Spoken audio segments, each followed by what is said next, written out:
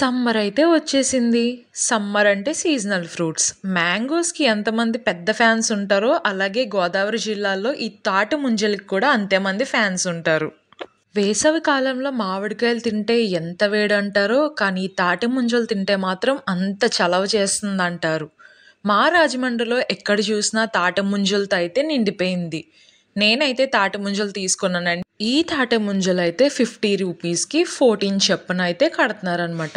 చూడ్డానికైతే చాలా ఫ్రెష్‌గా, చాలా టేస్టీగా అయితే ఉంది. సమ్మర్ సీజన్‌లో వచ్చే ఏ ఫ్రూట్స్‌ని కూడా అస్సలు మిస్ చేయకండి. ఎందుకంటే మనం అందరం కూడా ఇయర్‌లీ వన్సే తింటాము.